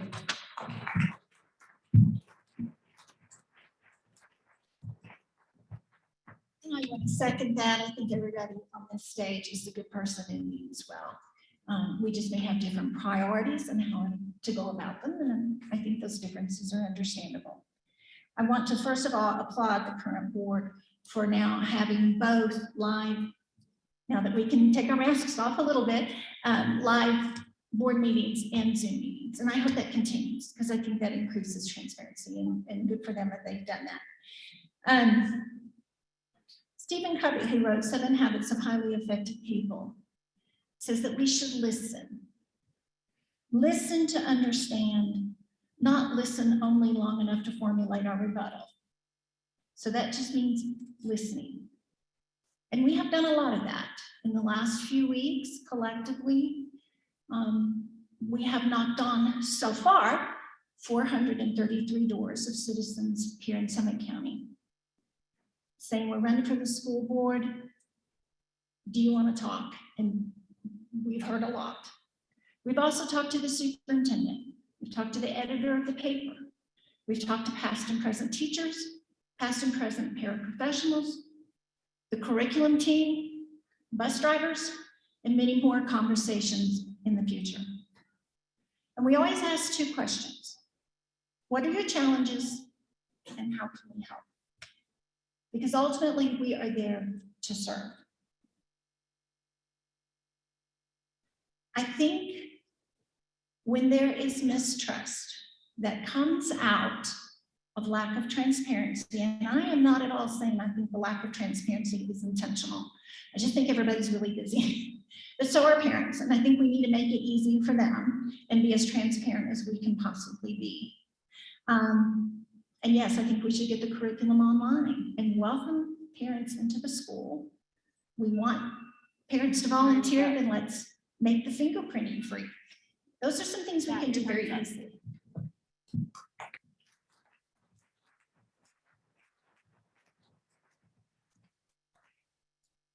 There's been a lot of talk from a couple of the candidates about getting involved.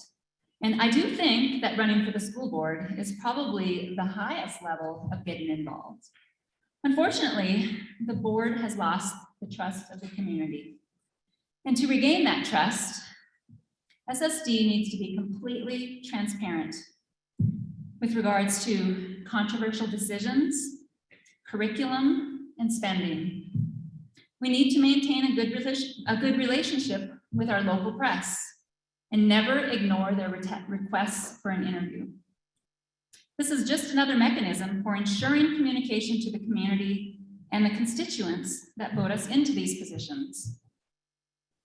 Specifically, we will create an advisory board composed of parents and teachers to monitor the state of affairs in our classrooms.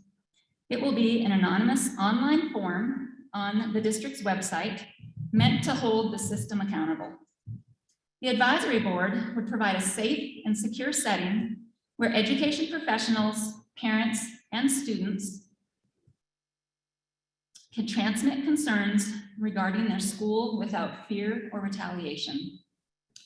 It will be a way for gathering and sharing data related to parent concerns regarding public education and elevating awareness of concerns so they can be addressed. Finally, let's stop looking at each other as enemies.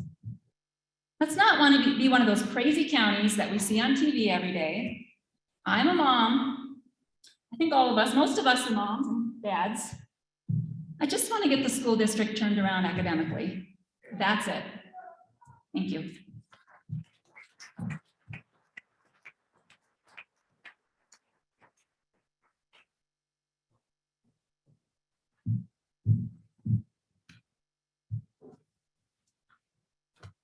Transparency is a full-time job, and it's a two-way street. We are required to post our meeting agendas, post our meeting minutes, post our meeting Zoom recordings, but it's also incumbent on our community to read these and not come at the end of a process. We did strategic plan. Yes, it was $35,000. But that required community involvement to determine where our district needed to go in the short term and in the long term. We do post things on our website, but like Google, a lot of stuff is on our website. So it's a matter of taking the time to sort through all that information. To your point, Danielle, there's personnel matters, they're confidential in nature. So some things you just can't be transparent on because those are protected by law.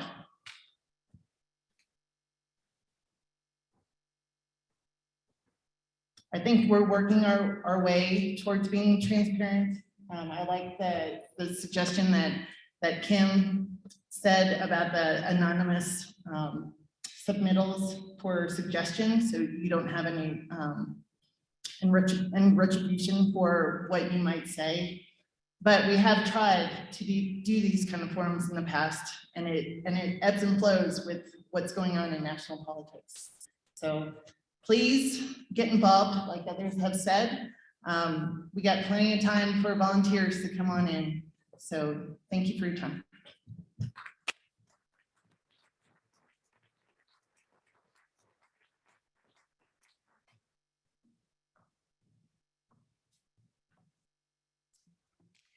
I was excited to see there are three different pillars. One of the pillars is communication. And if you've listened into the board meeting since I've been on since July, my biggest thing about communication is definitions. I've worked in organizations before. We have acronyms. We have people that start at all different levels. And even tonight, we've had a communication breakdown when it comes to what is the definition of equity. How great would it be to start a conversation if we all have the same definition? We all could come to the table starting not at a defensive mode, but just ready to talk or just ready to listen with the same definitions. And I would love to have definitions on the website on basic things in our policies and on our strategic plans that everyone at least is starting at the same level. The next piece that I would say is communication. Does the teacher know who to go talk to first? Does the parent know how to talk to? Do they know what the expectation is for that time frame of communication and who's going to respond? Do people in the community know that sunshine laws tell you that you can only have 2 board members at a space talking, or it has to be an open public forum? So those things are just not barriers, but just misunderstandings. So I would love to have definitions and understandings of communication. Obviously, it can be there. If you know that it's going to be read, that's a different story. The next thing is understanding with communication. It is not a checklist. It's not like, oh, we understand communication, done.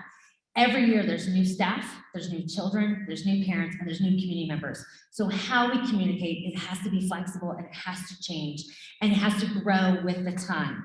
I will continue to say this. Every voice matters, whether you agree or not, it's still a voice and we need to have all voices at the table. So like everyone says, get involved, your voice matters, and then participate in communication. Thank you.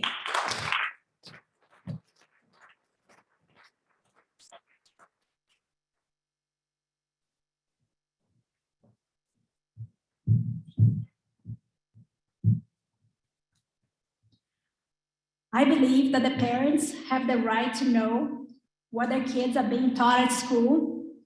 They also have the ultimate word on choosing what's best for their child. The schools must be open to parent requests of material and books being used. Also, transparent in regards to controversial issues. It needs to be not only one-sided, but understand each subject from multiple points of view. The kids also should feel free to express what they think without fear of retaliation in regards to their values and traditions. In my opinion, I suggest that all parents should actively participate in the PTAs and DAC meetings as best as they can.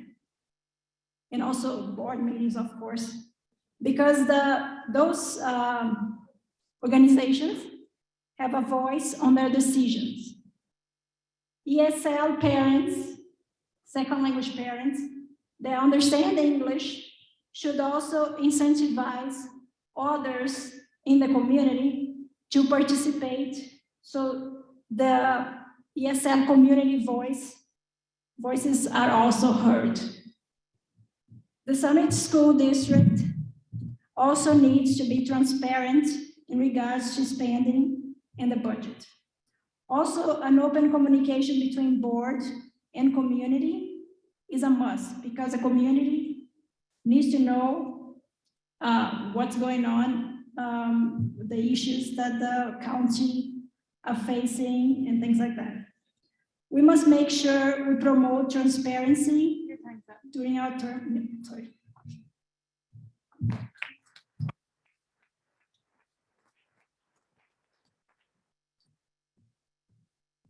All right, that's the last of our school board Q&A tonight. So again, I want to thank everybody not only for running, but for being here tonight, for responding to our requests for Q&As on our website, op-eds on our website. So summitdaily.com/election, you can find lots of info there about the school board race, and everybody should vote. Cool, we will move on to our ballot questions now. You guys can go ahead and take off.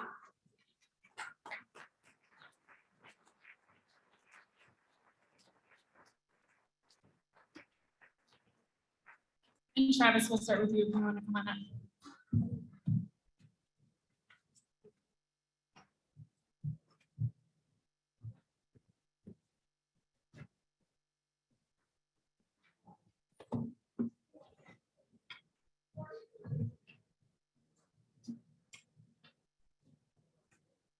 Sit on one side of the microphone and I'll sit on the other side. Or I will both use the same one if you want to sit on a chair on either side of it. That works.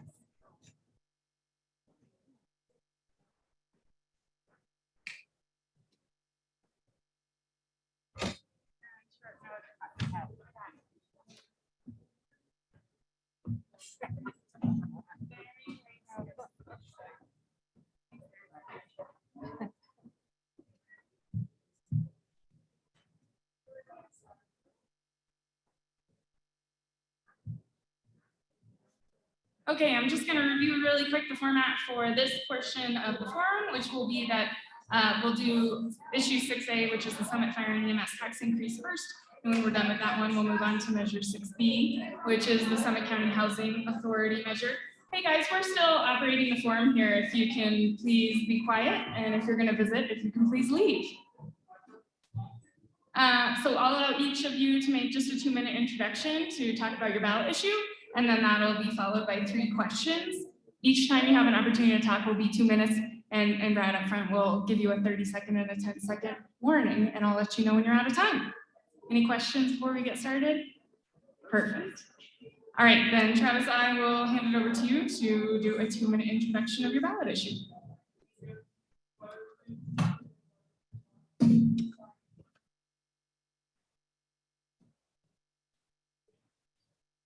Good evening, everyone. For those of you that don't know me, my name is Travis Davis. I'm the Fire Chief, Summit Fire and EMS. On behalf of the Fire District staff and Board of Directors, I would like to thank you all for allowing us this opportunity to come out tonight and speak to our initiative. In 2019, following years of discussion on the future of EMS transport, both in and out of county that dates back to the early 2000s, a decision was made by the Board of County Commissioners and District Board of Directors to consolidate forces with Summit County Ambulance and Summit Fire and EMS under the management of Summit Fire. Historically, at their peak, the former ambulance service cost $5.5 million a year to run, but the majority of the revenue came from out-of-county transports, yet they were still unable to cover all of their operational expenses, to which the county supplemented with the 2014 1A funds. The decision was the right one and still holds true today. Combining forces to achieve economies of scale with taxpayers' dollars is always a good choice. January 2021, the official consolidation commenced, but we had to make a decision about our priorities at that time.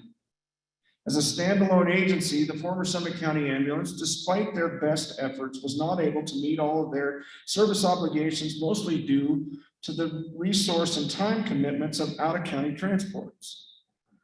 As a combined agency, whose primary obligation to the citizens and guests of our service areas being all hazard emergency response, sustaining our role in these out-of-county transports was not feasible, nor was it an option to us to sustain without putting a significant amount of revenue into the service to meet the demands of 2018. Not to mention the increase that we've seen now almost 4 years later. Nor does it take into account the declining collection rates seen across the industry. Thank you.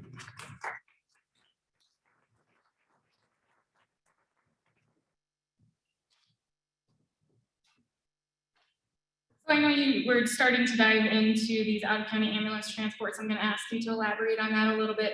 So it is one of the main criticisms of the ballot issue that the Summit Fire and EMS absorbed EMS services into the organization while not maintaining out-of-county ambulance transports. That contributes to about half the anticipated $5 million shortfall.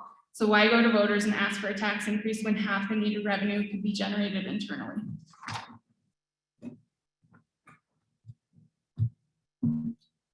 Out-of-county transports, while it was a significant revenue source for the former Summit County Ambulance, it took the resources that provide community service here at home and that all hazard response It took them out of the county for hours at a time, especially in bad weather conditions, and it put them on the road to Denver and other places throughout the state.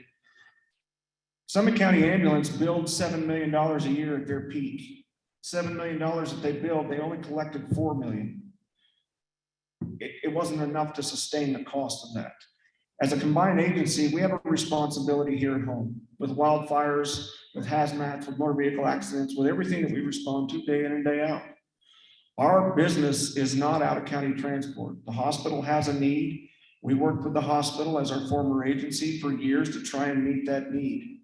The community's growing, call volumes are increasing, our infrastructure is showing weaknesses throughout the county wherein we're not able to get around in a fashion that's acceptable sometimes because of the gridlock. Was staying in the out-of-county transport business an option? It certainly was. In order for us to stay there, we would have had to put about $5 million into the system to maintain that level of service. And that was to meet the 2018 requirements. Moving forward, $5 million on day one, what does that look like going into 2022? And how does that impact the bottom dollar? Bottom line is our personnel, we're living on borrowed time. Going out of county on transports is not our business. Our business is here at home. To keep our members safe, effective, and efficient at meeting your needs, this was in the best interest of the district. No regrets.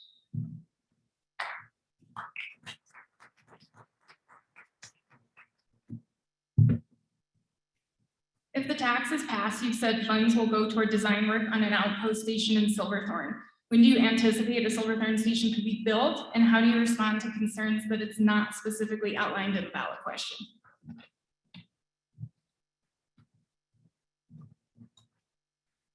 On the good advice of our legal counsel, we had to be careful about what we put into our ballot question because we don't want to make promises that we can't keep. Clearly, it is an objective for us moving forward because we've got money tied up into the Cottonwoods site going north of town. Ultimately, at the end of the day, through combining like resources and with time, realizing the economies of scale of a combined agency, we have been able to reduce EMS transport costs from $5.5 million to $4.5 million going into 2022. So we recognize those economies of scale. This expanded service delivery model requires a total of 24 line level operational responders, 8 medic units, division chief of EMS and support staff. The decision to step away from out-of-county transports to focus on our all-hazard response here at home keeps the taxpayers' dollars at work here in the community and decreases our risk as an agency, making sure that our resources are where they need to be. Through various budget cuts, reallocation of resources, and an honest and conservative calculation of our funding needs, the 4 mills that the district is seeking will cover the cost as they sit today. Having a proven track record of fiscal stewardship, we are confident that the increase we see in property valuations will sustain us as we look to the future. Increasing call volumes and service expectations, not to mention capital costs, competitive salary and benefits needs. Having success with ballot question 6A will allow the district to move forward with obtaining the fire station down in Silverthorne, and it will give us the ability to launch a district-run wildfire program where we can focus our efforts on preparedness and mitigation in our service areas as opposed to holding that money in reserves to sustain the operational cost of EMS transports.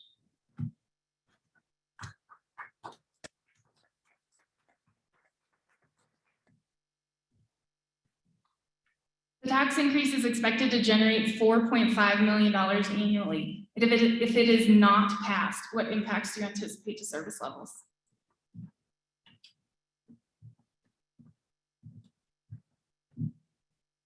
The bottom line is eventually a mill has to pass for us to sustain this operation.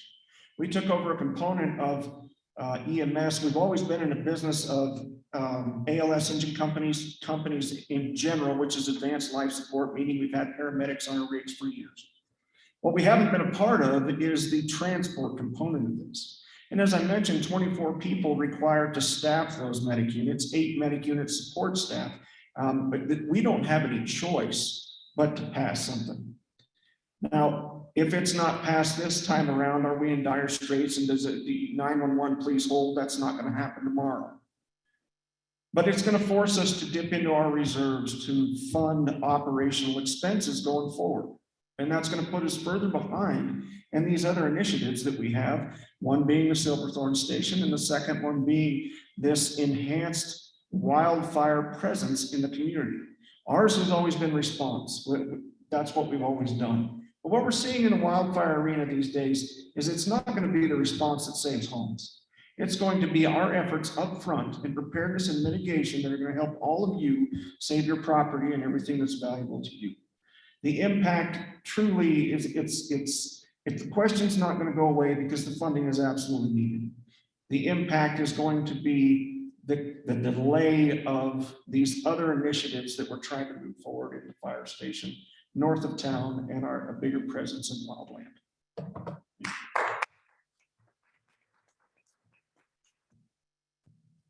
Those are all my questions for issue 6A. Thanks for being here tonight, Chief Davis. And I just want to let everyone know we do not have someone here tonight to speak against 6A. In the county's Tabor booklet that was mailed to everybody, there are a few objections there, and we addressed them all in our Q&A tonight. So I'll introduce Patty McLaughlin, who is here on very short notice, so we appreciate you, to talk about Measure 6B, which is the Summit Combined Housing Authority sales tax renewal. Hello, I'm a 10-year resident of Summit County. Number one, the 6% sales tax already exists.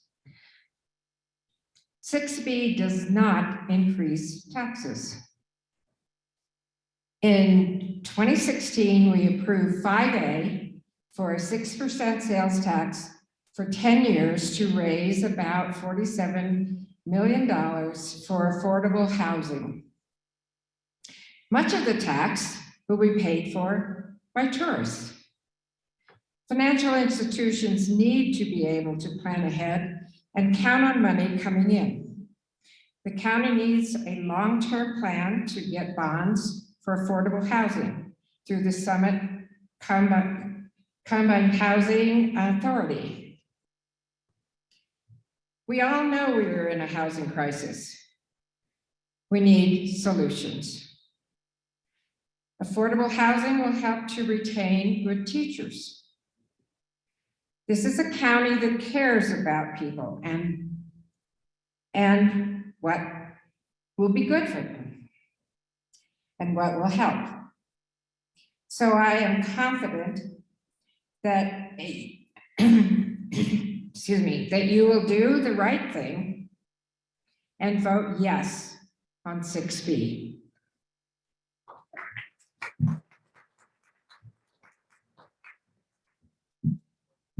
Thanks, Patty. And I just want to clarify, this is a tax renewal on a 0.6% sales tax.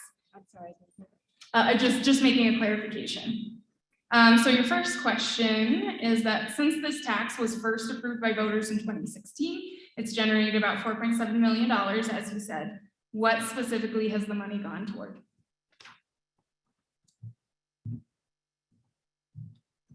Well, as you mentioned, I was asked to do this about 15 minutes before this took place. So I'd like to be better informed on exactly what the $47 million went for, but it did.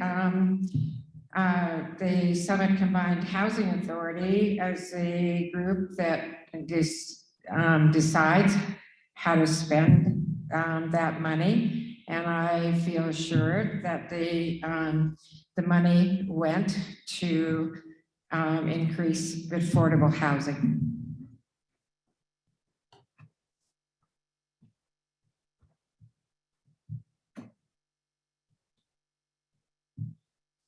Taxpayers approved this measure in 2016 with the notion that it was supposed to sunset. Why ask for a 20-year extension, and why ask 5 years before the original tax sunsets?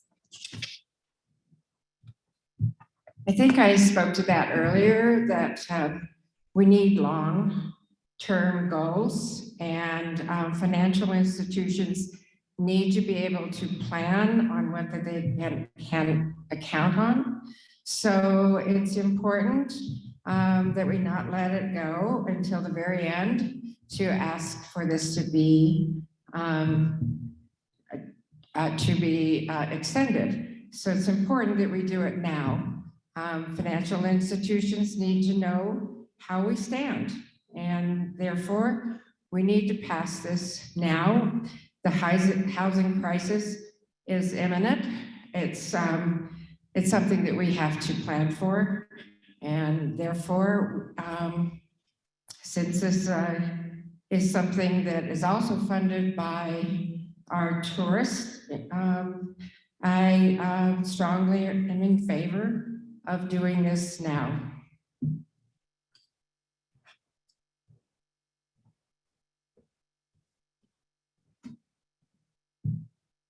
And this is my last question for Measure 6B, which is what kinds of projects are currently in the pipeline that could get funding from this tax if approved? I wish I knew the answer to that. Had I had a little more time to prepare for this, I would have looked into a lot of those situations. I just want to go back to the fact that it is not an increase in taxes, and that we need to find solutions for our crisis in affordable housing.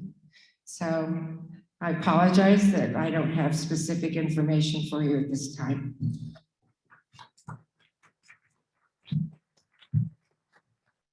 Patty is not exaggerating. We asked her to come here 15 minutes before the forum started because the person who was supposed to speak tonight was unable to make it in person.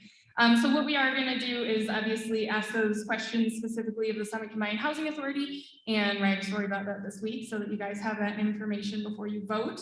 I do want to point everybody again to summitdaily.com/election. That's where you can find our reporting on each of the ballot questions, all of the candidates, Q&As, opinion pieces, hopefully everything you need to be an informed voter. You can also find links there for the local issues for the county's Tabor packet and for your statewide issues for the Colorado Blue Book as well.